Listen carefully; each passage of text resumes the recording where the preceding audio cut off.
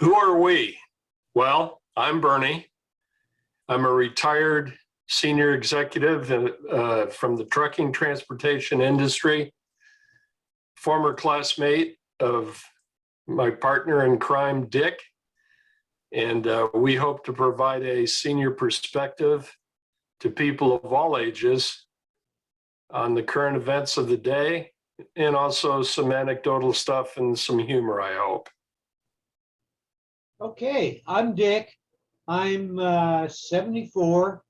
I'm a retired military officer. After leaving the military, I taught high school for 15 years, basically psychology, and I'm not happy the way the world is going.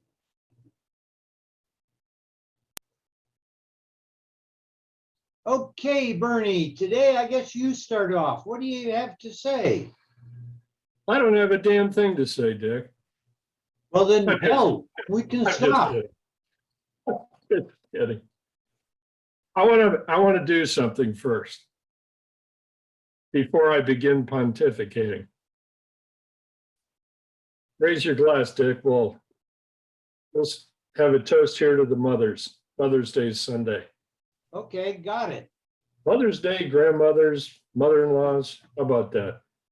Sounds We're going to good. have a little sip of vino. I saw an article today, and unlike our generation, Dick, we were raised in the 50s and early 60s. Yes. At that point in our country's history, 7% of household income came from the government. Today, it's fractionally just shy of 34%. Wow. Yeah. And by the way, I'm a conservative and I voted for Trump, but I'm not entirely letting Trump off the hook, although I think he did a lot of great things for the country and should have been reelected. Part of it has been the overreaction to COVID in the sense of, and primarily in Democratic states, huge lockdowns, mass unemployment, and this notion that putting $1,500 in the mail is going to save the day for a family of, pick a number, family of four, which is nonsense. But the government has just gone on a spending binge. And now, of course, they've opened the southern border. I know I've talked about that in the previous podcast. But we want to create a dependent class of new voters for the Democrats. And of course, they don't need to be American citizens and they don't need to have IDs because the Democrats call that voter suppression. But I think back, and I'll just ask you, when you were a boy growing up, did your mom work? No, but let's go back to Okay. then. When Okay. I was a kid, we drank water out of a garden hose. We didn't have Perel. We went home when the street lights came on. We got mercury from the dentist and we played with it and rolled around with it in our hands. And I'm convinced that we're so sanitized now that our natural immunities, et cetera, are just going away. I mean, look at us. We're in great shape. Well, I grew up as a young boy in Michigan with two sisters and a brother. And my mom's only complaint was she'd no sooner get us all in our winter clothes and one of us would want back in the house to go to the bathroom. But other than that, summer or winter, we were outdoors like you're talking about, playing with friends until dinner time. Or as you put it, until the streetlights came on.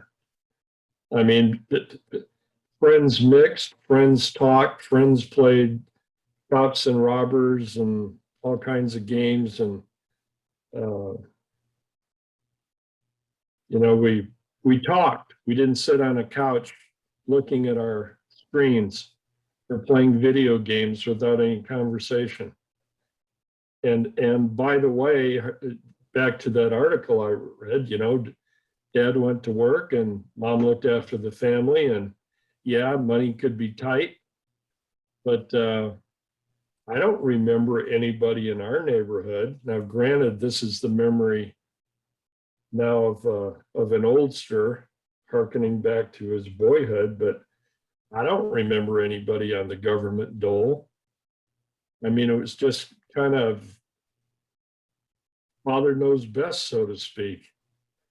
I mean, a lot of people think those shows on TV of family life were not stereotypes, but idealistic. But, that's kind of the way it was. Dad went to work, mom looked after the family, and the kids growing up played outside and made their own fun. Yeah, and that reminds me of something I left out of the list. When I was a kid, if you got a scratch somewhere, they put mercurochrome on it. And now there's a study that indicates that's probably the worst thing we ever could have done. But that's what we did. Yeah.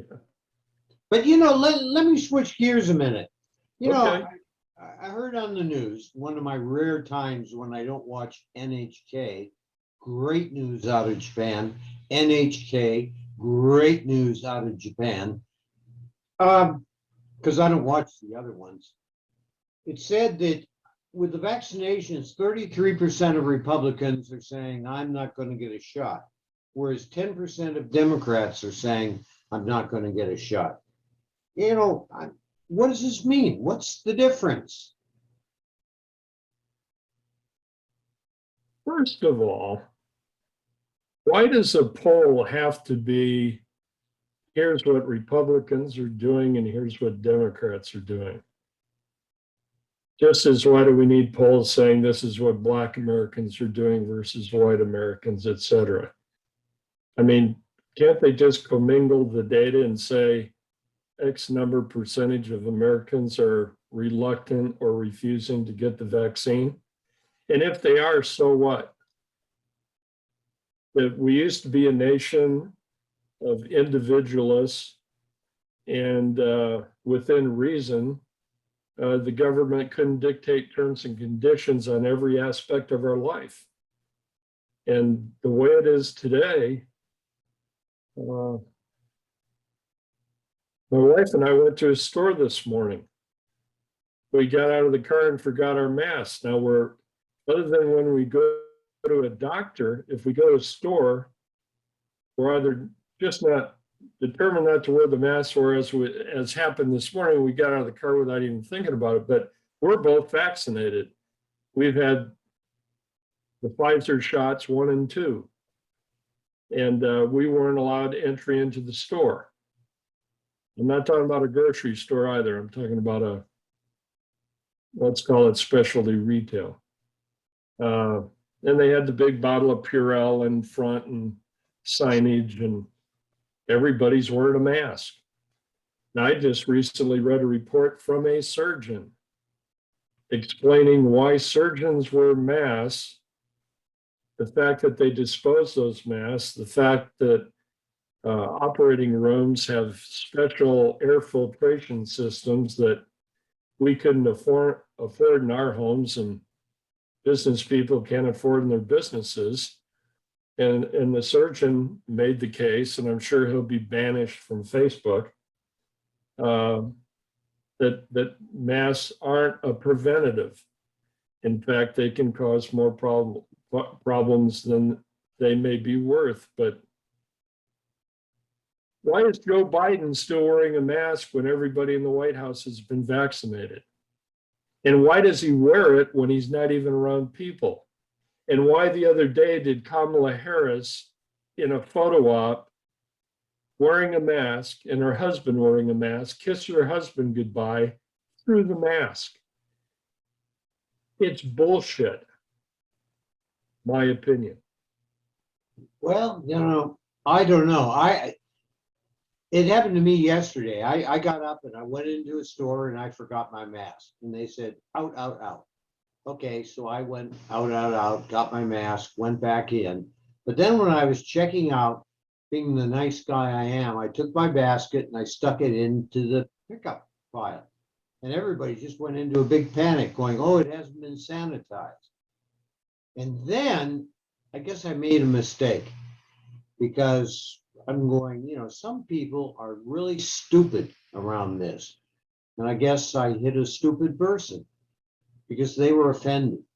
But again, at my age, I figured, well, if they're offended, that's their problem. Remember when this all began last March, I think it was, right? Oh, February, March, I guess. February, March of 2020. The whole thrust of dealing with COVID was quote unquote flattening the curve. Well, it soon evolved from flattening the curve to controlling every aspect of your life. And again, in fairness, this is particularly true of the Democrats. Newsom in California, Cuomo in New York, Whitmer in Michigan, et cetera, et cetera. I mean, every darn aspect of your life. And I read another article today indicating that The Atlantic, which is a liberal publication, just put out an article saying that for some reason progressives are very reluctant to stop doing what they were told to do during this pandemic. In other words, I guess it's become a fashion plate to wear masks and wash your hands 30 times a day and click your heels to what the government tells you. I mean, isn't it reasonable to say, for the most part, Americans did what they were told? I would argue too much so, but that's just my opinion. But surely at this point, why aren't Democratic states following the leads of DeSantis in Florida and Abbott in Texas and God, I can't think of her name right now, but the wonderful Republican governor up in South Dakota. I mean, there are fine examples of quote unquote reopening, and the numbers are still going down. They're not soaring as a result. And the biggest issue, if I were a young man and my children were young, the fact that the teachers' unions in this country are dictating to the CDC when schools will reopen is ridiculous. And why is the federal government providing in-classroom training to the children of illegal aliens, and yet the students, the youngsters of American citizens can't send their kids to school unless, of course, they send them to a private school? And ironically, and there's lots of hypocrisy out there among the Democrats, but as an example, Newsom in California, that was an example of one of the most severe lockdowns due to the pandemic. I'm talking across the board, everything you can think of, he didn't allow. And lo and behold, his kids are going to private school. Well, it's probably not politically correct and people are going to kill me for it. But the way I look at it, if you don't get a vaccination and you drop dead, it reduces idiots or stupid is as stupid does in the gene pool. Now, the flip side is I do not understand why people are paranoid about not taking the vaccine, since we've used them for years for polio, yellow fever, and you name it. But on the other hand, if they don't want to comply with science that they always tout, then great. You know, let the Well, rest of us survive. yeah, I'm just playing devil's advocate here. I I chose and my wife chose to take the vaccines because of our ages, and in my case, health issues. So I was, I was part of that democratic, there's a Freudian slip. I was part of the demographic most susceptible to COVID, as were you, Dick. So I really didn't have to think too long and hard. I think it was worth the risk to take it. But there are some Americans who think that Operation Warp Speed had the FDA, you know, compromising steps. I'm not saying it happened. I don't know. I'm not a scientist, but I think some have not been convinced. And you know what?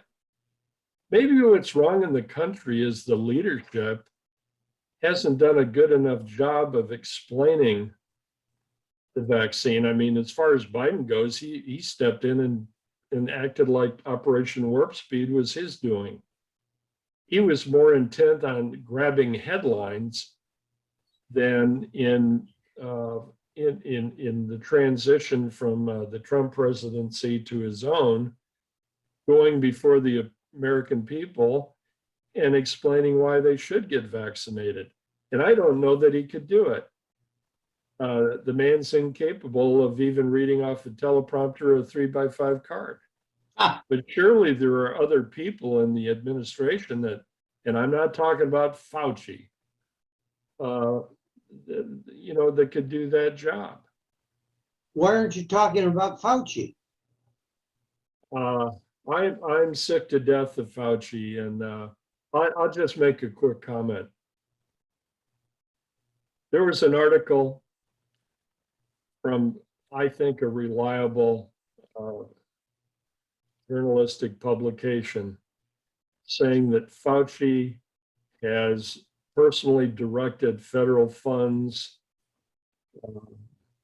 I almost hate to talk about this, for some type of experimentation where they're removing portions of the scalp of aborted fetuses and transplanting that hair onto the lab rats. Now, the purpose, I don't know, but I'm just sick to death of that stuff. And by the way, Facebook, I find out this week, there's a publication called Life News, which I think is objective while making a strong anti-abortion case. So obviously its articles do have religious overtones, but I'm not embarrassed of that. And Facebook, along with denying Trump access to their platform, has just told Life News, we're not going to allow you to put up ads. We're not going to allow people like me to post links to it, which I've done multiple times in the past. So I know we're kind of covering a lot of subjects here today, but here the Democrats have conjured up this silliness about voter suppression. I think what we have in this country is journalistic suppression. When I was a boy, Dad read the newspaper, I read the sports page. As I grew up, I started reading the editorials. As I got a little older, I started writing to the editor. And now I wouldn't wrap the garbage in most metropolitan newspapers in this country. Hey, you brought up something that's of interest. What have you been banned from Facebook recently? What say again? What have you been banned on Facebook lately? You can't talk about COVID. If you make any reference to COVID-19, the post is rejected. Now, that could be just a conservative voice is rejected, but the one that comes quickly to mind is no talk about COVID. They've decided that the science is whatever the science is, and by God, we're not going to post on it. But I'd say that at least a couple times a week, these mysterious fact finders descend like eagles from the sky and latch onto my posts and say they're not based in fact. I usually don't put anything up that I haven't tried to source 2 or 3 different ways. That's more than what journalists today do. And it's certainly more than what cable news does. I mean, cable news isn't journalism. It's not even just basic generic reporting. It's all soapbox editorializing. Masked or paraded. I would agree with you. And even my wife goes, this makes no sense. It's a singular perspective, which is why, again, advertisement. I like NHK, Japanese news. They tell it the way it is. Might be offensive, but that's tough. The other one I watch is BBC, but I won't watch NBC. Oh, in particular, CBS. Cannot stand them. For our listeners, my buddy Dick and his wife had been over to Japan how many times? Oh, I think about 19. Yeah, I know you love the country. You had told me something about Japan after your last trip, and guess what? I saw it in a news piece. And it said that in Japan, Japanese come first. And as a result, they are very reluctant, and it's very rare that the Japanese government accepts refugees. And I heard that first from you. So now I have corroboration on what you told me. Meanwhile, back at the ranch, we've opened up our southern border, and not just thousands of people crossing the border, but a lot of them with COVID, which to me is a total contradiction of everything the government has told us and all the mandates that have been put in place that we have to follow. But those coming to our country under the guise of being refugees, which they're not, they can have all kinds of medical issues and diseases, including COVID. And of course, they're put in auditoriums and they're put in cages. Oh my God. Does Biden put people in cages? I thought only Trump did that.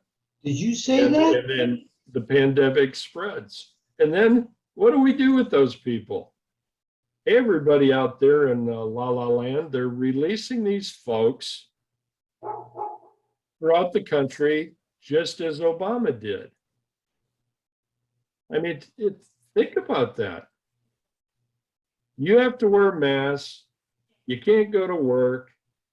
You got to carry a bucket of Perel on your waistband. Yeah,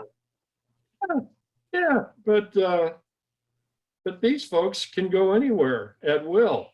And by the way, they have not done it yet. I want to be clear that the Biden administration is looking at reparations. You think I'm going to say for Black people. Yes, they're doing that. But they're also looking at reparations for all of the people, all of the illegal aliens that Trump deported. They're talking about sending money to those folks as an apology from the federal government. And by the way, folks, and you know this, but you don't get upset about it, that's your money. Oh, but see, the standard response, and you brought up a good point. The standard response is the government's doing this, the government's doing that. What the average Joe Schmo doesn't realize is it's their money. The government is not giving them $2,400. They're returning whatever to the individual. But the bottom line is it's our money. That's right. And it's, there used to be a term, I did a lot of labor negotiations in my business life. And there was a term called the salami technique.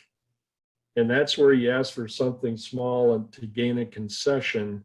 So the other side thinks they're, being big-hearted. And before you know it, there's enough small slices that the whole salami's gone. And that's basically what the government does. You get it every day. There's something in the news about some new thing Biden's going to do that costs billions or trillions of dollars. And Dick, I think it's even gone beyond what you just said.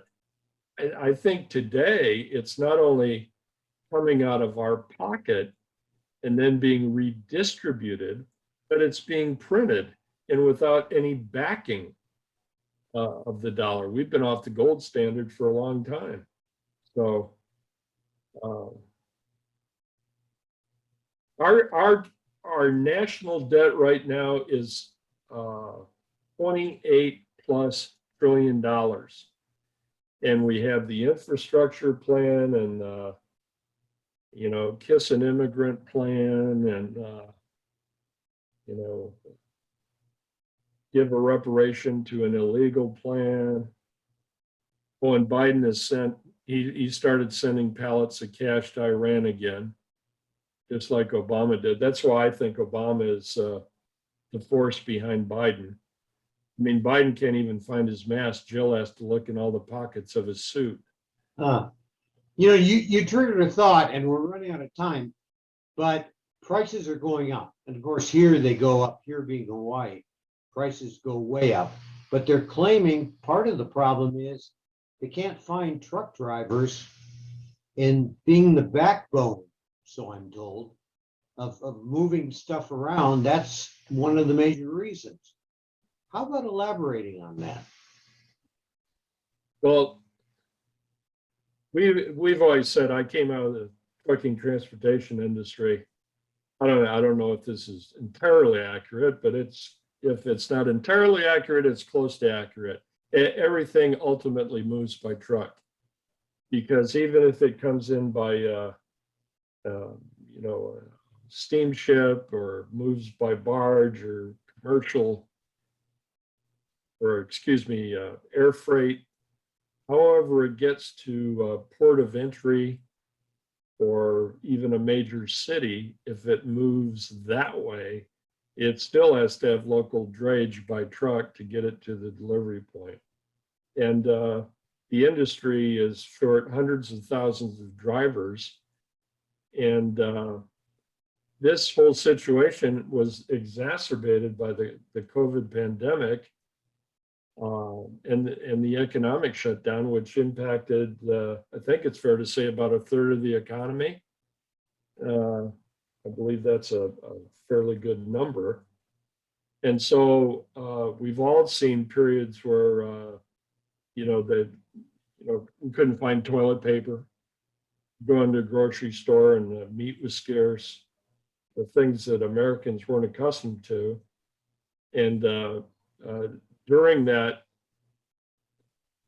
severe impact or bottleneck on the supply chain, truckers weren't getting the work they normally get. So we already had a problem manning the trucking fleets prior to the pandemic. Then the pandemic hit, further eroded the driver base. Now, well, I think the economy is coming back, although the numbers today suggest Biden missed his new jobs goals by miles.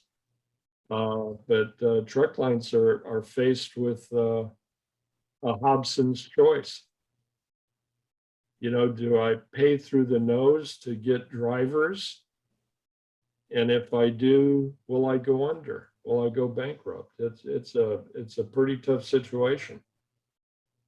Okay, well, we're, I think, out of time. I always ask you the last question. Yeah, Did no, you- no, that was great. Well, I gotta ask you, back to nostalgia, did you ever put playing cards in the spokes of your bike tires? Of course, we did that, and we dressed up as Superman.